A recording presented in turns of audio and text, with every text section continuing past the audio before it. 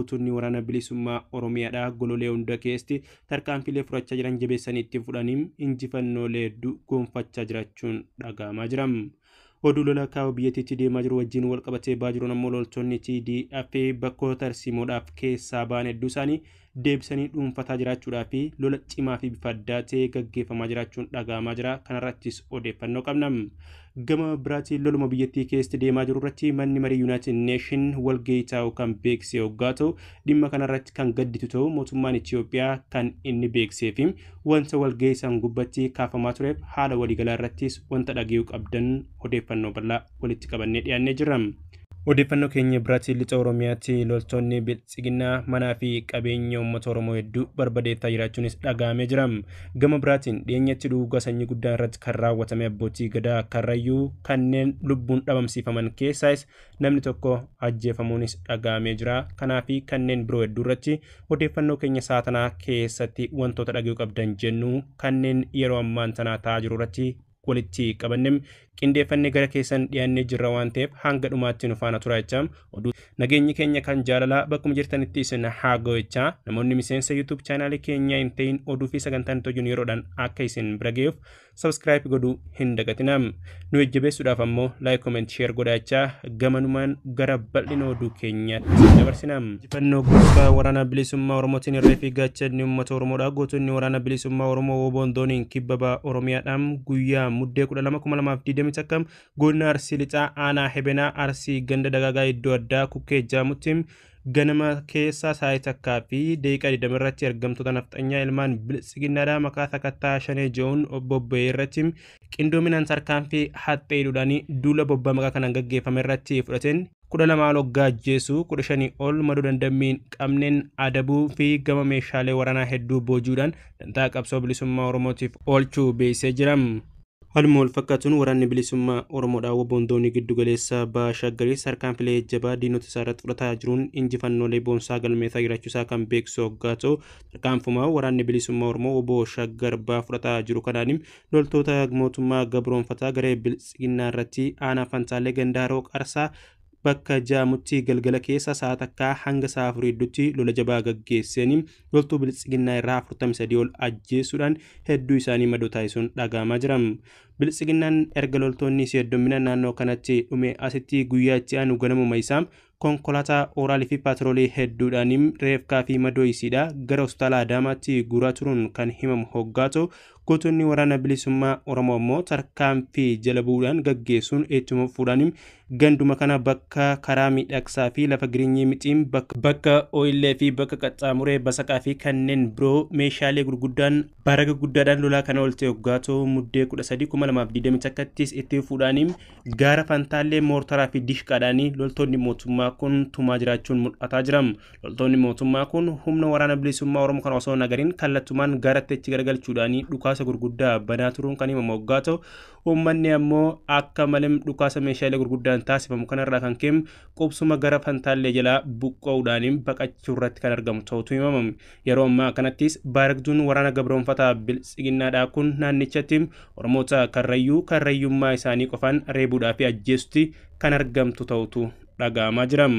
Miseensota gadaa michillee dullachaa 25 ukkaanfamanii achi buuteen dhabamee ture keessaa tokko ammas ajjeefamuun dhaga'ame. Abbootii gadaa Karrayyuu 14 ajjeefamuun akkasumas 25 ammoo achi buuteen dhabame keessa ammas namni tokko ajjeefamuudhaan reefki isaanii aanaa Fantaallee geeffame sirni awwaalchaa raawwachuun dhaga'amaa jira. Miseensota gadaa michillee dullachaa 25 achi buuteen dhabame keessa Jiloo Burraayyuu hawaasa reebicha hamaa maneedhaa Mojoo keessatti irratti raawwatameen lubbuun darbuutu himamama. Waraanni biltsiginnaa reebicha ulfaataa irratti raawwachuun akka yaala hin arganne dhorkuudhaan muddee 10/2021 maneedhaa Mojoo keessatti lubbuun isaa darbu kan himamu hoggaa ta'u guyyuma kana reefki isaa gara bakka dhaloota isaa aanaa Fantaallee geeffamuudhaan sirni awwaalchaa raawwatuun himamaa jira. Abbootiin gadaa ukkaanfaman achi buuteen dhabame kunniin gariin magaalaa Holotaadhaa gariin ammoo Boosat kaan isaanii Mojotti hidhamanii akka malee dararaa hamaa keessa jiraachuutu odeeffamaa jira. Yeroo Oromoonni Karrayyuu gadda guddaa keessatti argamuu fi kaan isaanii du'an kaan isaanii jira dhabee rakkataa jiru kanatti abbootii gadaa kanneen ittiin ja'an garuu abbootiin gadaa dhugaa yeroo miidhaa keessummeessaa jiran kanatti garee faashistii Abiyyi Ahmad kan deeggaran ta'uudhaa fi dantaa sabaaf osoo hin ta'in garaadhaaf kan jiraatan ta'uu dhiyeenyatti kan beeksisan hoggaa ta'u qaamonni Oromoo dhuguma uummataa fi ofiisaaf quuqamu kanuu dirmachuu tokkollee kan hin qabne ta'uu kan itti akeeku kun isa guddaa akka ta'etu mul'ataa jira. Oduma miidhaa loltoota mootummaatiin gahaa jiru loltoonni biltsiginnaadhaa manaa fi qabeenya uummataa hedduu barbadeessuun dhagahamaa jira. Waraanni faashistii Abiyyi Ahmadiin Oromiyaa keessatti bobba'ee muddee 10/2020 akka godina Wallaggaa ba'aa aanaa Bunayyaa Boshee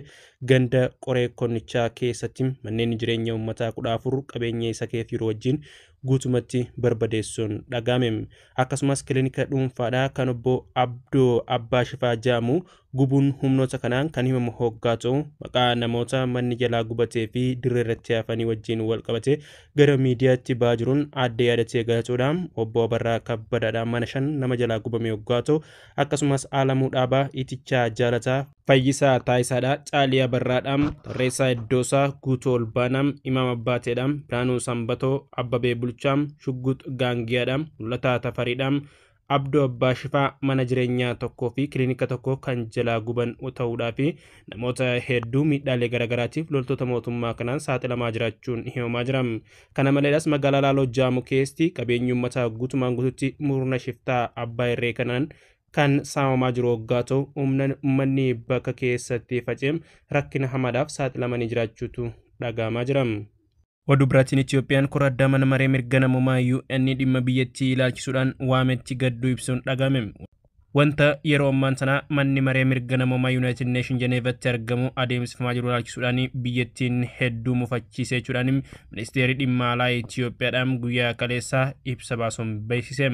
Akka ibsa ministeera dhimma alaa Itoophiyaa kanatti gareen qorattoota waloodhaa bu'aa hojii qorannoo cimaa ji'ootaaf gaggeessan ji'a darbee taasisuu hordofee mootummaan yaada furmaataa dhiyaatan dhimmee hojiirra oolchuuf fedhii qabaachuu kan himan hoggaa ta'u haa ta'u malee manni maree mirga namummaa UN keessaa warri carraaqqii mootummaa Itoophiyaa taasisaa jiru kanaaf bakka hin qabne kaayyoo fedhii siyaasaa duuba jiru fakkaatu milkeessuudhaa fi korri addaa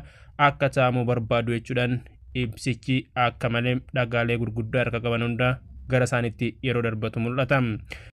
Korri addaa mana maree mirga namummaa United Nation dhimma Itoophiyaa ilaalchisuudhaan yaame kun gaafii gamtaa Awurooppaatiin yoo ta'u jimmata muddee 17/2020 kan inni gaggeeffamaa ture. Mootummaan Itoophiyaa jaarmiyaa namummaa United Nation kun amma duraas loogaa akka ture akeekuudhaan ammaan kanaas yakki humnoota TPLF fi naannolee tootan turan keessatti raawwatan saaxilamaa yeroo jirrutti yaa'ii waamutti jiru sirrii miti jechuudhaan kan isaan mormani. Hooggantuun Koomishinii Mirga Namummaa United Nation Michelle Bachelet ammallee qaamoleen hunda waraana kaaba Itoophiyaatti gaggeeffamaa jiru keessatti qooda qabaniin sarbamni mirga namummaa hamaan raawwatamaa jira jetti.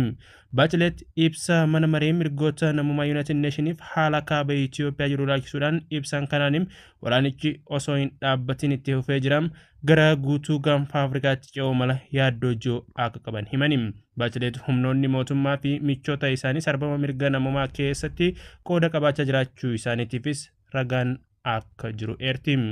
Gabaasaaleen dhalattoota Tigraay humnoota seeraa raawwachiisan sabummaa isaanii irratti xiyyeeffachuudhaan Finfinnee keessaa qabaman jiraachuu agarsiisu jiraachuu kan himan hoggaa ta'u asaan jibbansaa fi adda fo'anii miidhuudhaan dhalattoota Tigraay irratti raawwatamuu fi dabalataanis haleellaa gaazexeessotaa fi miidiyaalee guruudhaa mudachuus waajjirichi ibsa wixata baase kanaan beeksisee jira. Baacheletitti dabaluudhaan humnoonni TPLF fi naannolee Affaar fi Amaar keessatti dhiyeenya kana namoota 200 ol ajjeesanii jiranii kan jettuu fi kana keessatti daa'immanii fi namoonni 88 ammoo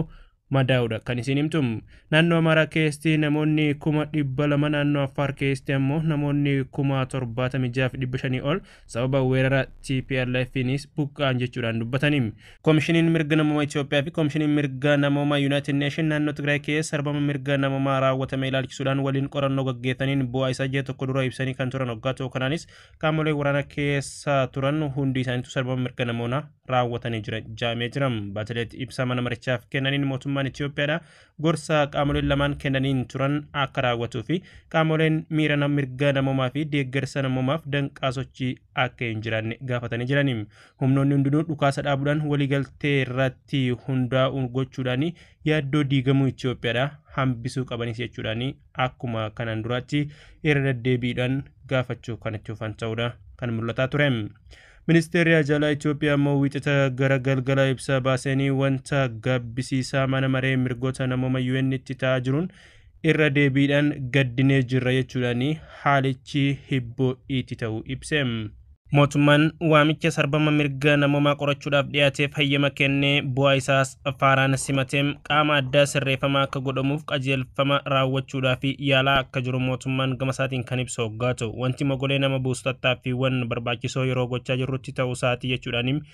ibsi mootummaa Itoophiyaa kun haala United Nation itti marii gaggeeffetti kan akka malee mufata'u eeram. Miseensonni gariin ajandaa siyaasa isaanii mana marii kana jalatti raawwachuu barbaadu. Kanaaf mootummaan Itoophiyaa miseensota mana marichaaf waamicha godheeraa kan jiran hoggaatu Itoophiyaan miseensonni mana maree mirga namoomaa yaa'ii addaa kana akka balaaleffatanii fi bu'aa yaa'ichaa dantaa siyaasaa of duubaa qabu kana kufaa akka godhan gaafanne jechuudhaan qaamotuma dhimma Itoophiyaa irratti mari'atee murtee kennaa jiru kanam akka isaan murtee kana akka mootummaan barbaadu godhaniif gaafachuu itti fufam. Wanti manni marichaa dursa kennuuf irra ture sarbama mirga namoomaaf ajjecha suukanneessaa TPLF naannoo Amaaraa fi Affaar keessatti raawwatame hatattamaan qorachuu ture kan jiru mootummaan Itoophiyaa kun hatattamaan raawwatamuu qabaas jechuudhaan haala waliigalaa ibidda lolaa gaggeeffamaa jiruu fi lolichi kallattii biraatiin akka hin xumuramne akka waan gareen lolaa jiru qoftiin rakkoo ta'etti eeruudhaaf tattaafatam. Gama biraatiin yeroo mootummaan Abiyyi Ahmad lola biyyattii keessatti gaggeeffamaa jiru akka waan injifateetti addunyaatti beeksisuudhaaf yaalii godhaa jiruu fi akkasumas marii manni mareedhaa lolli kun kallattii kamiinuu akka dhumatuu qabu irratti gaggeessaa jiranii fi dhiibbaa larraa irratti ta'uun akka malee mormuu akkasumas qaamota nageenya akka bu'uuf dhiibbata isaan diineeffachuu itti fufee jiru kana keessatti kaaba Itoophiyaatiin Abiyyi Ahmad alaa galoo akkuma hubatameen lolli deemaa jiru daranuu jabaatee dhufuudhaa fi loltoonni TPLF naannicha tooftaa tarsiimoodhaaf ahgallak isan himanii turan hedduu deebisanii dhuunfachaa jiraachuun mul'ataa jira. Addattuu lola marraa kana gaggeeffamaa jiruun kaaba Itoophiyaatti loltoonni TDF bifa addatee fi wareegama guddaa tokko malee dhukaasa malee lafoota hedduu deeffachaa jiraachuun kan mul'atu hoggaa ta'u gara Laallibalaa akkasumas Gaashanaa wajjin wal qabate haalli naannoo san jiru ulfaataa ta'uu qofa osoo hin ta'in loltoota mootummaa hedduun harka loltoota TDF'tti booji'amuudhaaf faannoo akkasumas humna addaa Amaaraa fi makalaakiyaa hedduun madaa'uu fi hedduun isaanii dhumuunis dhagahamaa jira. Haaluma kanaan lolli naannoo sanitti gaggeeffamaa jirus ta'ee gara Ciifraattiin gara Waldiyaatiin gaggeeffamaa jirus jabaachaa dhufuun kan mul'atu hoggaa ta'u haala qabatamaa ammaan tana jiruu fi lolli marsaa kana gaggeeffamaa jiru kan duraan irraa adda ta'utu himamaa jira. Haaluma kanaan loltoota faannoo fi humna addaa naannoo Amaaraa kan lola kanarratti madaa'aa jiran hanga hospitaala Adaamaatti dhufanii yaalamaa jiraachuun kan himamaa jiru hoggaa ta'u haala waliigalaatiin kallattiin itti deemamaa jiruu fi haalli Abiyyi Ahmad dhaatee masaratti deebi'ee abjuu ta'ee kan hafaa jiru akka fakkaatudha.